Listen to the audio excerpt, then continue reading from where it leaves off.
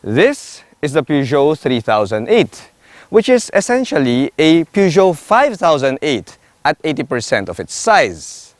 Now, being the smaller sibling, will this Peugeot 3008 deliver a more engaging drive than its larger sibling? Well guys, time for us to find out. Let's do this!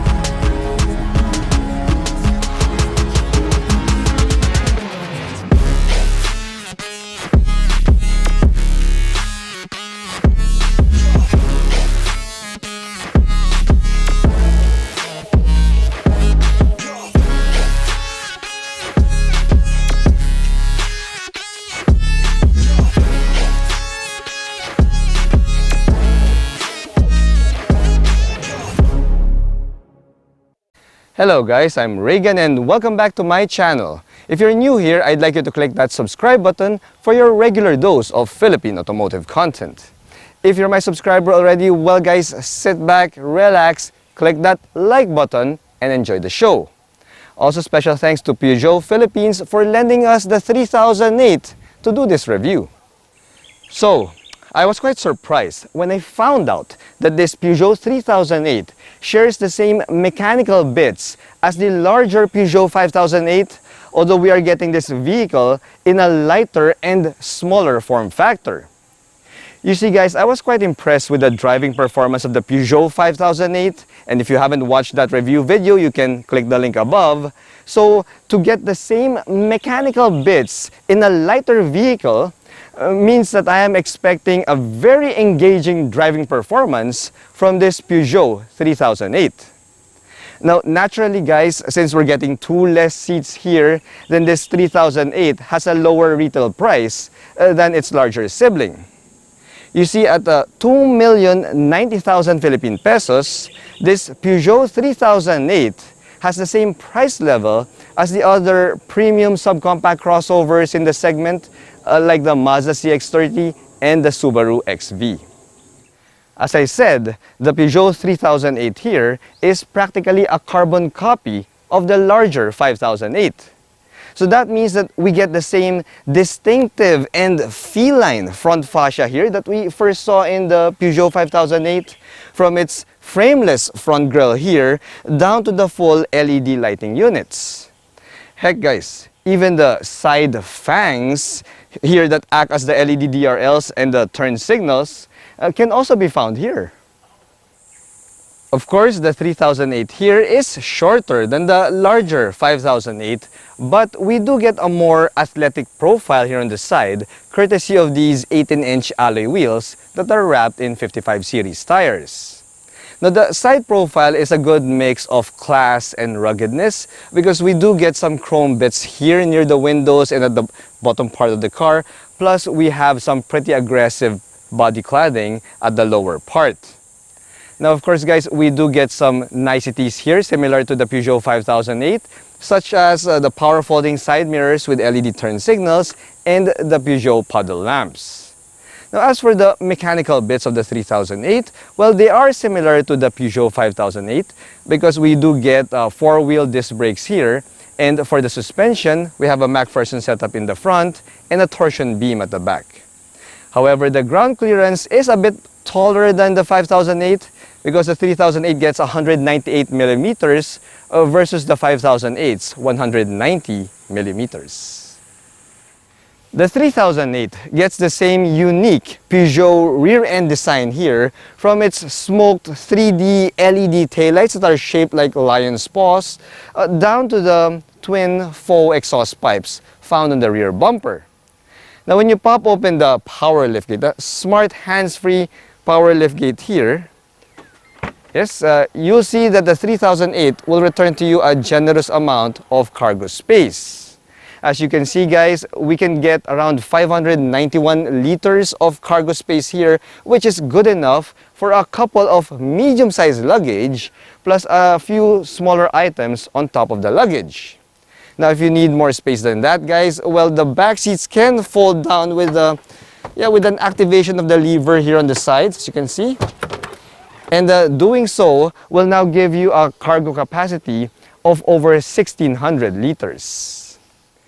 The heart of the Peugeot 3008 is the same engine and drivetrain that we first saw in the Peugeot 5008.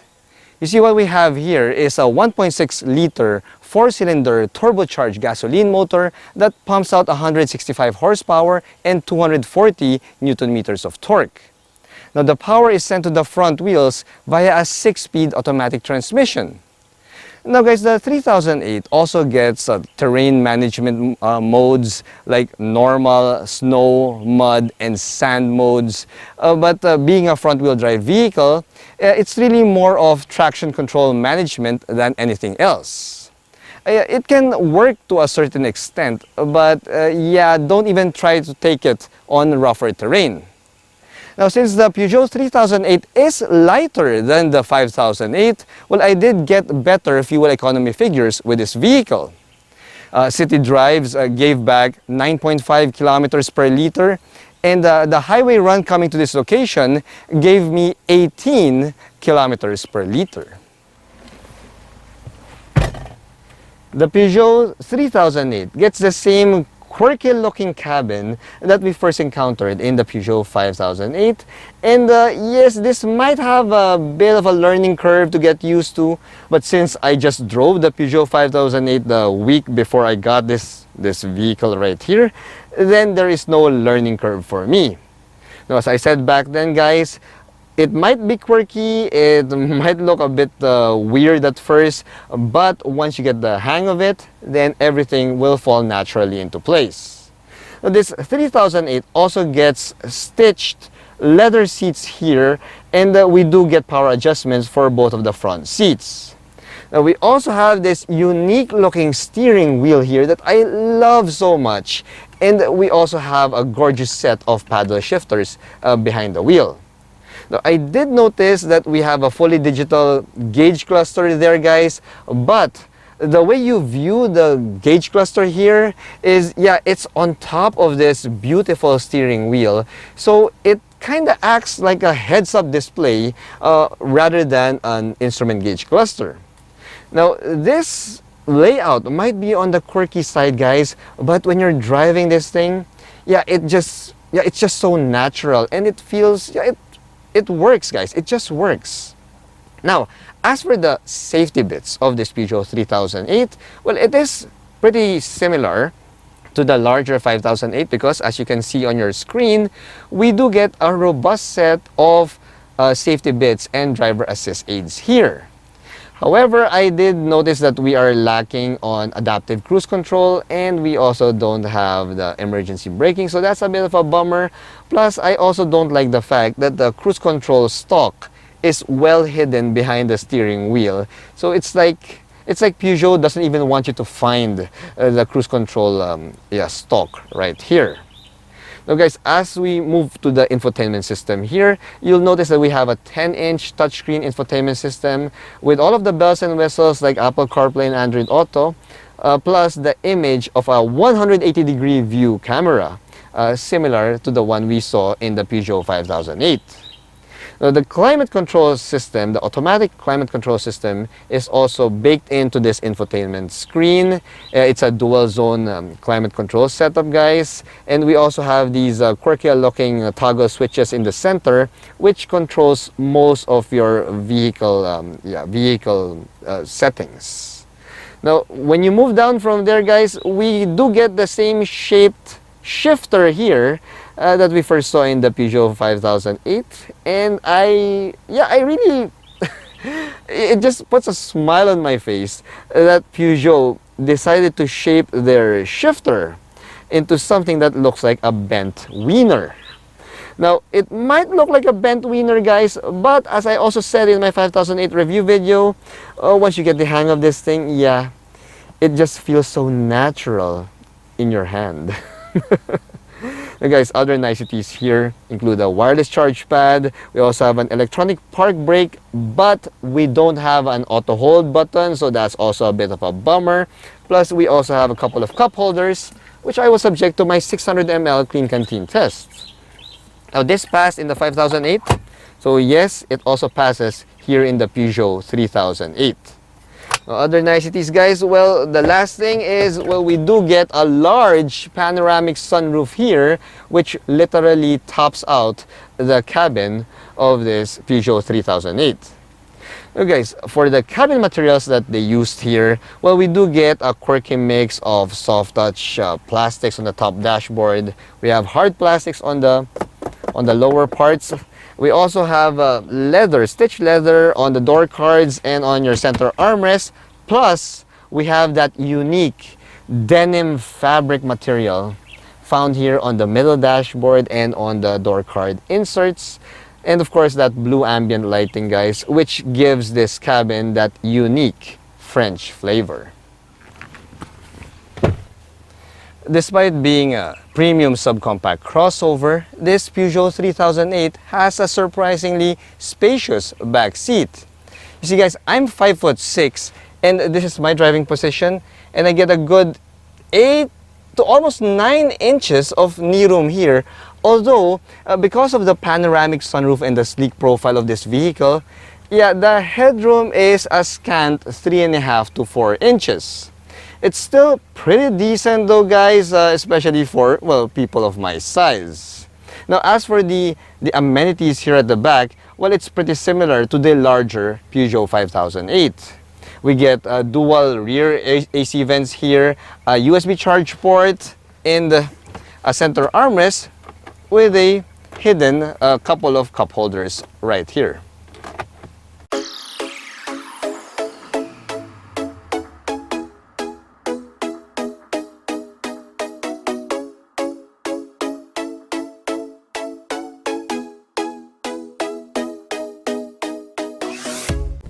Alright guys, so we are now driving the Peugeot 3008, and you would expect that since this has the same mechanical bits, the same engine and drivetrain as the larger Peugeot 5008, that the drive character will be the same.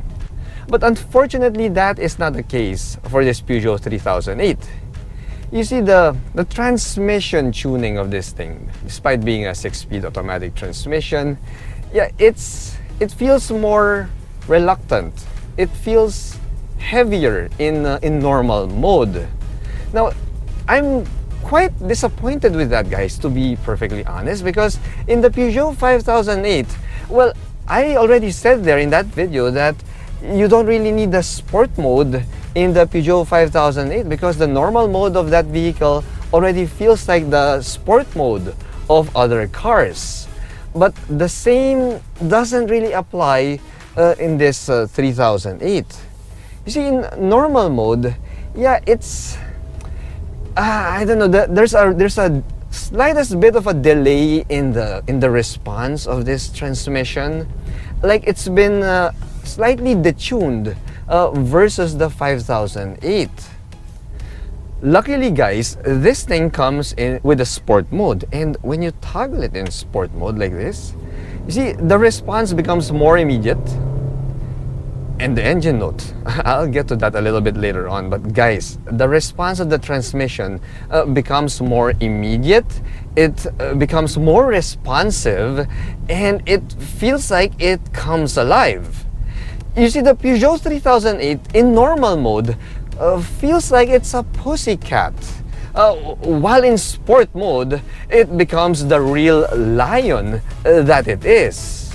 That's why in the whole week that I've been driving this thing, I spent majority of my time driving this Peugeot 3008 in sport mode, unlike the Peugeot 5008 where I mostly stayed in normal mode.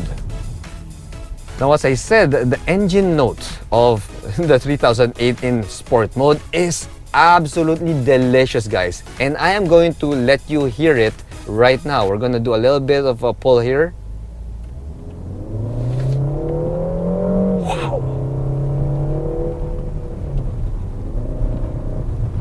Wow, you saw that?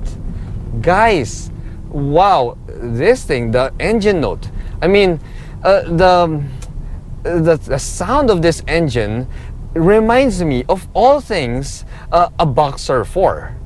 It reminds me of a turbocharged Boxer engine that can be found in a Subaru WRX STI. It has the same engine note. See, listen.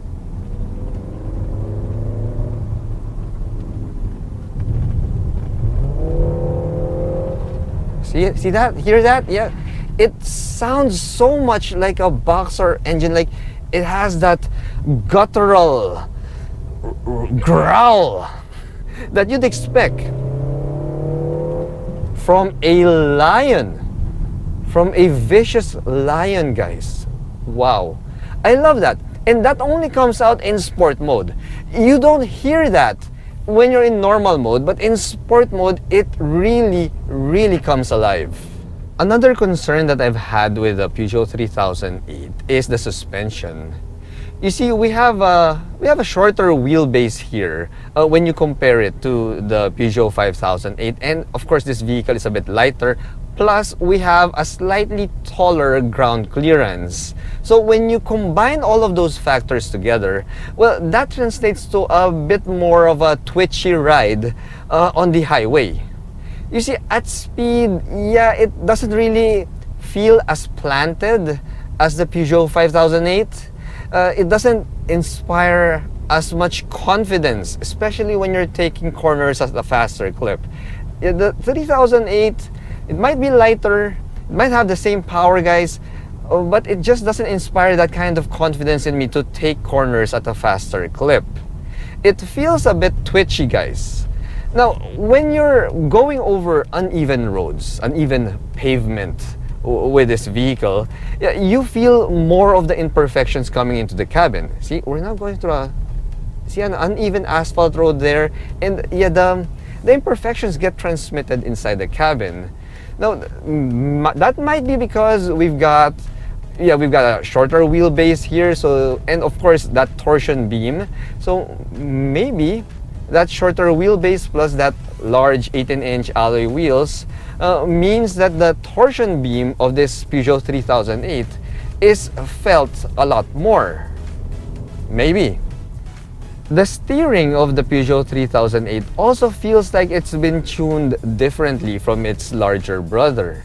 You see, I love the small steering wheel here, guys, but the steering response does not feel as sharp and as tight as the Peugeot 5008, which is, it's weird. It's really weird, guys. We've got the same size wheels, the same tires here, we've got the same steering wheel, but somehow the steering feel of this 3008 does not feel as dialed in as the 5008.